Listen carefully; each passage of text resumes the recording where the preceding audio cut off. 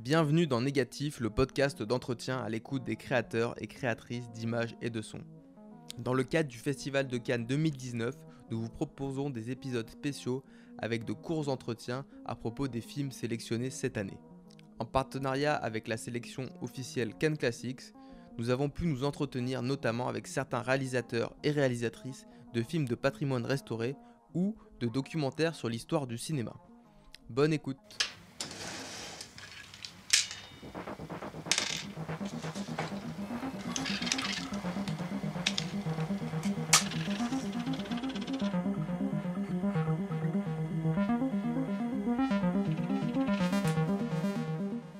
Bonjour et bienvenue, je suis Thibaut Elie et aujourd'hui je m'entretiens avec l'un des réalisateurs mis à l'honneur dans la sélection Cannes Classics du Festival de Cannes 2019. Bonjour Ferit Bouguedir. Bonjour. Vous êtes aujourd'hui à Cannes pour nous présenter le film documentaire Caméras d'Afrique 20 ans de cinéma africain que vous avez réalisé en 1983, qui a été présenté au Festival de Cannes dans la sélection Un certain regard à cette époque et qui aujourd'hui a été restauré. Dans ce film, vous racontez la manière dont toute une génération de réalisateurs et réalisatrices ont, à partir des années 1960, tenté l'aventure de l'image. Souleymane Sembène, Med Ondo, Safi Faye et bien d'autres ont été les pionniers de ce cinéma différent, ce que vous montrez avec de longs entretiens et de nombreux extraits. Une première question, quel regard portez-vous sur la restauration de ce film et sur sa sélection dans le cadre de Cannes Classics ? Écoutez, je suis très heureux et même très fier que Cannes Classics ait sélectionné Caméras d'Afrique, parce que Caméras d'Afrique n'est pas, entre guillemets, un documentaire comme les autres. C'était un film où on était, moi-même, réalisateur tunisien, j'avais décidé de faire un film sur les réalisateurs africains, que j'avais découvert grâce aux deux festivals, le premier à Carthage, qui était en 1966, le premier festival consacré au cinéma africain et arabe, et ensuite le festival de Ouagadougou, le FESPACO, qui a aussi pris la suite. Et ce que j'ai essayé de faire, c'est... j'ai tourné ce film pendant 10 ans, vraiment avec les mêmes moyens précaires que les cinéastes dont je parlais. Et donc, je suis très fier qu'il soit restauré maintenant, parce que c'était un film tourné de briques et de broc avec du 16 mm. Les extraits que je prenais des films étaient aussi en 16 mm très souvent. Donc maintenant, pour la première fois, on va voir ce film avec une image haute définition et on va voir vraiment la beauté de ces extraits des premiers films africains et on va voir entendre la parole encore meilleure des cinéastes que j'ai filmés. Et que j'ai filmé pas comme un documentaire classique, un docucu comme on dit. Je l'ai filmé vraiment en essayant de faire partager ce que je vivais avec eux, c'est-à-dire la foi et la sincérité, l'idée que après des siècles de colonisation en Afrique, où la caméra leur était interdite, comment, après des siècles de films, enfin un demi-siècle de films où l'Afrique était un décor exotique, dans les films américains surtout, où on déniait aux habitants d'Afrique leur humanité ou leur dignité, c'était toujours des sauvages, comment enfin ces gens sont emparés de cette caméra interdite pour faire entendre la voix de l'Afrique vue enfin par des yeux africains. Donc c'était pas un enjeu tout mince, Caméras d'Afrique, c'était pour montrer cette fois que des gens qui prenaient la caméra essayaient, je dirais même, non seulement de faire parler l'Afrique sous tous ses aspects, culturels, politiques, économiques, mais même avec l'ambition de l'époque que le cinéma africain allait même créer un homme nouveau, qu'il allait créer un Africain nouveau après la colonisation. Donc c'est un film qui est fait avec à la fois cette passion-là, qui reflète la foi de cette époque des pionniers du cinéma africain, mais sa particularité, c'est qu'il est fait par quelqu'un qui était un d'entre eux, c'est-à-dire moi. Et c'est pour Vous ça étiez réalisateur à cette époque. Oui, j'avais déjà réalisé des films en Tunisie, et puis comme tous ces gens-là, ce sont mes amis, en fait, je les côtoyais, mais je partageais aussi leur foi, leurs espoirs, et donc c'est pour ça que c'est pas un documentaire comme les autres, c'est un documentaire où les gens me parlent à moi, non pas comme un reporter venu d'Europe qui essaie de leur faire parler de leur cinéma, ils auraient eu une distance ou une méfiance, au contraire. C'était fraternel, quoi. J'étais un d'entre eux et j'allais être celui qui allait porter leur voix et montrer un peu de leur création. Et c'est pour ça que Caméras d'Afrique, même s'il était tourné à 4 bouts de ficelle, c'est un document unique à ce point de vue. Comment avez-vous rencontré ces réalisateurs ? Vous étiez sur des tournages avec eux ou bien c'était des amis réalisateurs ? En fait, c'est surtout, moi je dis toujours, le destin m'a mis dans une période historique où j'ai vu tous les films africains et surtout les films des jeunes cinéastes arabes aussi, qui sont nés après les indépendances et qui étaient contrairement, très différent des films égyptiens, parce que le seul cinéma arabe, c'est le cinéma égyptien, qui faisait des mélodrames ou des films musicaux très copiés sur Hollywood, sur les films de Fred Astaire. Ça passait dans les cabarets ou les palais de Pacha. Et puis après les décolonisations, de la même façon qu'en Afrique, on a pris le cinéma non plus comme moyen de divertissement, mais comme moyen d'exprimer toutes les réalités politiques, économiques, culturelles. Dans le monde arabe, pareil. Après Youssef Chahine, qui est le premier qui a rompu avec le cinéma égyptien classique traditionnel. Il y a tout... Donc c'est pour ça qu'en réalité, j'ai fait un deuxième film aussi, qui s'appelle Caméra arabe. Donc Caméra d'Afrique, dont je vous parle aujourd'hui, c'est la première partie d'un film, un diptyque. Le premier, c'est Caméra d'Afrique, deuxième Caméra arabe, parce que tous ces cinéastes, je les ai rencontrés en même temps. Pour répondre à votre question, comme j'ai eu la chance d'être dès la première session du Festival de Carthage, dont le premier prix a été remporté par Saint-Ben Ousmane, par le premier long métrage d'Afrique noire qui s'appelait La Noire 2 en 66. Et là, j'ai eu un choc, j'étais scotché, parce que c'est la première fois que je voyais un film africain réalisé par un Africain et qui avait un point de vue radicalement autre que ce que j'avais vu avant. Et donc j'ai rencontré Saint-Ben Ousmane cette année-là. Après j'ai rencontré plus tard Souleymane Cissé du Mali qui a présenté son court-métrage à Carthage aussi, 5 jours d'une vie. J'ai rencontré évidemment Medrondo de Mauritanie. J'ai rencontré Safi Faye, la première femme cinéaste d'Afrique noire. J'ai rencontré Djibril Diop Mambéty, le Sénégalais génial qui a fait Toki Bouki. Donc c'est grâce à ces festivals. Et c'est aussi pour ça que j'ai mis 10 ans à faire ce film. C'est parce que moi, je n'avais pas de producteur. Chaque fois que j'allais à un festival, soit à Carthage, soit à Ouagadougou, d'ailleurs, tout ça était très prémédité. Les cinéastes voulaient se rencontrer une fois au nord du Sahara, à Carthage, et l'année d'après, les années impaires, à Ouagadougou. Et c'est extraordinaire de voir comment ce Sahara qui séparait les cultures du Maghreb et de l'Afrique noire était complètement franchi grâce au cinéma.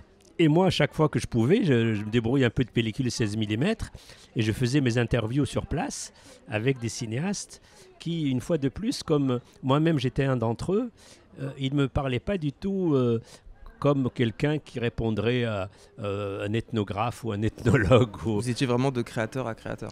Ah oui, oui, et surtout... C'est pour ça que Caméra d'Afrique est un film très particulier, parce que c'est un film où je suis à la fois dedans et dehors. Mais comme j'étais aussi longtemps critique de cinéma au journal Jeune Afrique, j'avais la capacité d'analyser aussi les films de mes collègues et aussi même, comme le film a duré 10 ans, d'être capable d'analyser l'évolution de ce cinéma déjà. Pour ne pas faire juste un truc comme ça, voilà, il y a tel film et tel réalisateur. Non, je me suis posé des questions sur l'évolution même de la thématique.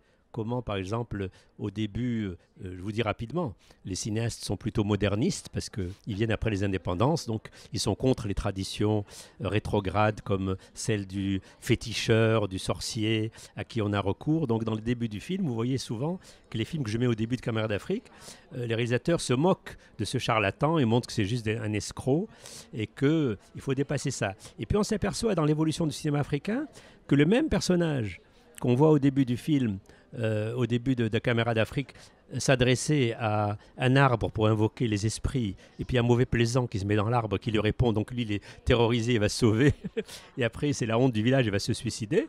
Et bien quand vous voyez le dernier extrait, l'avant-dernier extrait que j'ai mis, qui est le film Fini de Souleymane Cissé, j'ai mis une scène similaire où l'initié parle à l'arbre et l'arbre lui répond.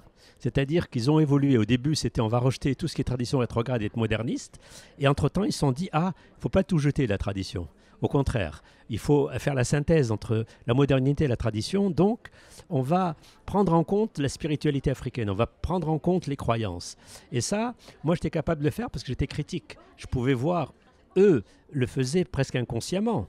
C'est-à-dire ils évoluaient avec le temps, puisque le tournage a duré 10 ans. Et je me suis dit, il faut que je livre aussi aux spectateurs, non seulement l'existence de et que je fasse partager l'amour et la passion que j'avais pour ces films qui étaient méconnus complètement à l'époque, mais en même temps que je fasse l'effort de faire une réflexion, une analyse pour voir comment ils ont évolué et vers où ils allaient. Donc Caméra d'Afrique, c'est tout ça à la fois en fait. Et par rapport à cette évolution, est-ce que vous les confrontiez également, eux, à l'évolution de leur cinéma dans les entretiens que vous meniez avec eux ? Pas forcément, parce qu'en réalité, les entretiens que j'avais avec eux étaient chaque fois sur ce que chacun d'eux pensait devoir dire ou quel était, selon lui, le rôle du cinéma. Par contre, dans la voix off, que moi-même, après coup, après avoir vu les extraits et analysé, et c'est ma voix off et non pas leur voix à eux qui parle de cette évolution. Eux-mêmes, ils ne sont pas du tout auto-analystes de ce qu'ils font. Parce que comme tout créateur, par contre, moi, je me dédoublais, quoi. Je devenais critique de cinéma et je me disais, tiens, pourquoi ils filmaient ça en 1970 et pourquoi ils filment ça maintenant dans les années 80 différemment? Évidemment, c'est subjectif. Et je donnais, moi, mon point de vue sur ce cinéma.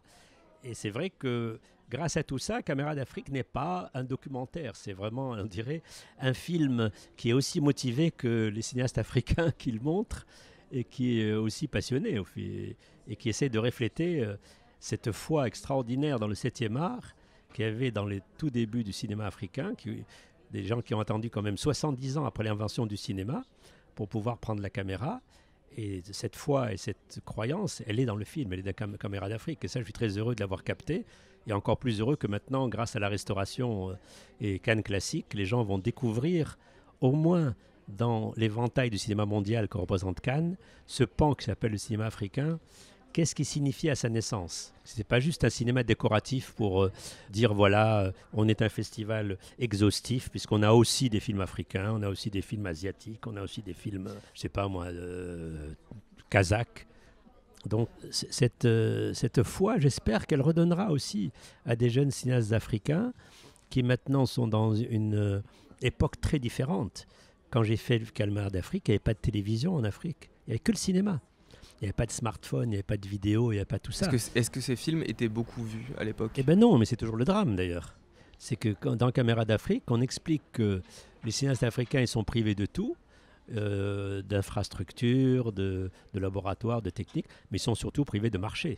Parce que les salles de cinéma en Afrique étaient colonisées par les fournisseurs de films occidentaux et que c'est une source de profit très important pour eux, souvent d'ailleurs des sous-produits du cinéma mondial, hein, et qu'ils voyaient dans les films africains des concurrents et les salles de cinéma leur étaient fermées.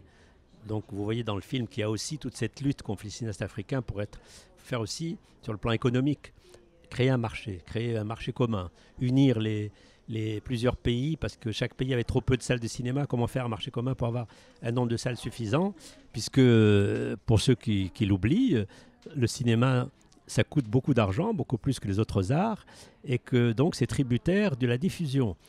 Si vous n'avez pas de marché de diffusion, vous ne récupérez pas l'argent du film, et donc vous n'avez pas d'argent pour en faire un second. C'est pour ça que quand on pouvait encore faire des industries dans les années 30 comme l'Égypte, avant que Hollywood n'ait besoin de tous les écrans de la planète pour rentabiliser les films, vous voyez ce qui se passe maintenant, les blockbusters, et si vous allez... La France est le seul pays qui résiste.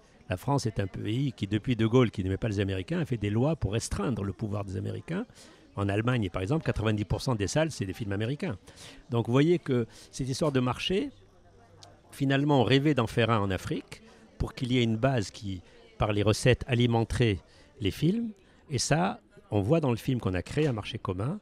Malheureusement, tout ça a foiré. Et donc ces films qui étaient vus que dans les festivals, c'est pareil, ils continuent maintenant à être que des films de festival. Et donc ces films-là que vous voyez ici à Cannes, en général, ne sont pas vus du tout en Afrique. Et ça, c'est le drame, puisque 3 décennies plus tard, on s'aperçoit que toute cette foi et cet espoir que grâce au 7e art, les Africains allaient inventer presque à nouveau le cinéma, mais inventer un homme nouveau aussi. Aider l'homme africain à se ressourcer, à comprendre l'importance de sa culture alors qu'il était colonisé, il était soumis. Et tout ça, faute d'être vu par les spectateurs, malheureusement, le constat est un peu amer aujourd'hui, c'est que les films africains sont restés des films de festival. Mais je dirais quand même, parce que je suis un éternel optimiste, heureusement. D'ailleurs, je vais vous dire rapidement, et c'est beaucoup grâce à la France, hein. Il y a d'autres pays qui soutiennent le cinéma africain, comme la Hollande, il y a eu les Scandinaves, il y a eu la chaîne télévision Channel 4 anglaise. Mais historiquement, moi je l'explique comme ça, dans la thèse que j'ai faite sur le cinéma africain. Je dis simplement la différence entre les pays africains francophones et les pays africains anglophones, c'est que ceux qui avaient été colonisés par la France, ils ont été colonisés par un pays qui avait fait la Révolution française de 89, et donc qui avait mis comme devise liberté, égalité, fraternité. Alors c'était quand même contradictoire de dire égalité, fraternité, de coloniser des peuples et de leur prendre leurs matières premières, leurs ressources. Donc la France avait un complexe de culpabilité d'être à la fois 89 et d'être en même temps un colonisateur. Donc la France a beaucoup, peut-être par complexe de culpabilité, beaucoup soutenu la création en Afrique et donc financé techniquement la plupart des films africains. Et la France continue, parce que si on voit par exemple un film comme Timbuktu de Abderrahmane Sissoko, eh ben, il est totalement Sissoko, il est produit par la France. Il est produit par Sylvie Piala, la veuve de Maurice Piala. Et d'ailleurs, il est tellement produit par la France qu'il décroche le César du meilleur film français. Les techniciens, qui sont majoritairement tunisiens d'ailleurs, dans ce film Timbuktu, décrochent meilleure musique, meilleure image, meilleur montage et tout ça. Et donc, c'est un film qui est quand même fait par un Africain avec des Africains, mais sans la France, il n'existerait pas. Si on voit un film comme L'homme qui crie de Tchadien Mahamat Saleh Haroun, qui a été aussi produit par la France, qui a été primé aussi à Cannes, sans la France, il n'existerait pas. Donc je le dis sans complexe. Je dis heureusement que la France était coupable d'avoir colonisé l'Afrique, puisque pour se faire pardonner, elle a quand même financé la création africaine. Et jusqu'à ce jour où les efforts d'être indépendants économiquement que portaient les cinéastes africains, de ne plus dépendre de la France ou de l'Europe, comme ils sont tombés à l'eau, que tous ces trucs ont échoué, bon, je dis en éternel optimiste, que tous les rêves qui sont dans mon film Caméra d'Afrique n'ont pas été réalisés pour rendre les Africains autonomes dans leur cinéma, mais à quelque chose de malheur et bon. Heureusement que le pays ex-colonisateur qui a soutenu le cinéma africain et qui a permis les merveilles que je montre dans Caméra d'Afrique continue toujours à soutenir le cinéma africain avec d'autres pays européens qui tiennent. Mais c'est un cinéma étrange, le cinéma africain, parce que Tahar Sheria, le fondateur des Journées de Carthage, disait c'est comme des têtes sans corps. Il y a les têtes qui font les films, mais le corps, le marché n'existe pas. Donc les films sont faits par des têtes qui sont soutenues par souvent des apports un peu intérieurs. Par exemple, en Tunisie, on a un fonds d'aide au cinéma tunisien géré par le Centre national du cinéma, créé depuis peu après la Révolution et par le ministère de la Culture. Mais comme ces fonds sont toujours limités, tous ces films sont coproduits. Si vous regardez les films, là, moi je viens de voir le film algérien, bon, c'est Papicha, c'est un film totalement français. Donc, à quelque chose de malheur et bon, le cinéma africain survit grâce au festival. Et c'est pas une mauvaise chose, parce que, je vais vous dire une chose, les festivals, c'est l'émanation de la cinéphilie. La cinéphilie est une religion qui a été inventée en France. Le fait que le cinéma est un art et qu'il y a un auteur derrière. Ils ont même trouvé que derrière les films policiers d'Hitchcock, il y avait un auteur, il y avait un point de vue. Que derrière les westerns de Howard Hawks, il y avait un point de vue. Eh bien, grâce à cette notion de la cinéphilie, la chance qu'on a, nous, en Afrique ou au Maghreb ou dans les pays arabes, c'est que la cinéphilie est une religion très démocratique. Un vrai cinéphile ne fait pas de différence. Il a la foi que du plus petit village du Burkina Faso ou du Mali va surgir tout de suite l'équivalent d'un géant comme Kurosawa du Japon.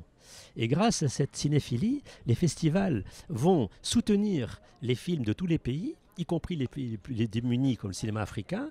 Et donc, cette cinéphilie, les points de visible de cet iceberg, ce sont les festivals. Et grâce aux festivals, ces films africains vont quand même être l'expression d'un cinéma africain, sauf ceux, c'est le danger, qui vont être faits sur mesure pour un public occidental, comme le film que je viens de voir là, Papicha de l'Algérienne, où il y a, je m'excuse de le dire, mais tous les clichés qu'on peut attendre d'une femme arabe soumise, victime, qui se bat contre l'intégrisme, l'islamisme.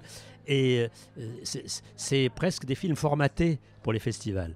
Mais à part ce défaut que la cinéphilie va créer des attentes et presque dicter des fois aux cinéastes africains, ah, nous on aimerait bien ça, mais avec la magie de votre pays ou avec...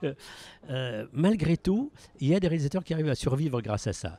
Donc je dirais, c'est paradoxal pour quelqu'un qui a tellement soutenu l'autonomie du cinéma du continent, ben heureusement que l'ex-colonisateur est toujours là et continue aussi à restaurer, parce que moi je ne vais pas cracher dans la soupe, c'est grâce au Centre national du cinéma français que Caméra d'Afrique, qui parle de ses rêves fous qui étaient ceux du cinéma africain des débuts, que ce film a été restauré, et du coup, il va communiquer l'existence des extraits de ces films qui, comme vous l'avez dit, qu'on a envie de voir, et la parole de ces réalisateurs, et rappeler que le 7e art africain, c'était comment dirais-je, un enjeu extraordinaire.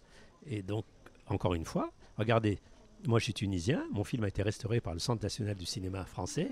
C'est vrai que le Centre national du cinéma tunisien a aussi communiqué pour demander qu'on le fasse. Mais, encore une fois, c'est la cinéphilie française, c'est tout à son honneur, qui continue face aux géants américains qui proposent un modèle culturel unique, le modèle hollywoodien, et qui veut nous imposer ça sur toute la planète. C'est quand même la France qui, quand il y a eu la grande bataille pour la diversité culturelle à l'UNESCO, a milité pour dire non, le cinéma n'est pas un divertissement, c'est une culture. Et donc, heureusement pour nous, on a été colonisé par le pays qui va lutter pour que les expressions différentes de la culture existent. Et donc, je dirais, nous devons naviguer avec tous ces paradoxes, nous. Naviguer entre les cactus du fait de travailler avec des gens qui, effectivement, avaient colonisé le pays, mais qui, après, entre guillemets, se sont rachetés en soutenant la création, et qui, maintenant, refont vivre, grâce à la masterisation de Caméras d'Afrique, refont vivre toute cette épopée de soutenir des cinémas du Sud face au modèle unique hollywoodien. Eh bien, merci beaucoup, Ferid Bouguézir. Merci à vous. On se retrouve bientôt pour de nouveaux entretiens avec des réalisateurs et réalisatrices de films restaurés ou de documentaires sur l'histoire du cinéma à Cannes Classics 2019. Merci. Merci. Merci d'avoir écouté cet épisode spécial de Négatif depuis le Festival de Cannes 2019. Vous pouvez nous écouter et nous réécouter sur notre site négatif.co et sur Facebook, YouTube, iTunes ou Spotify.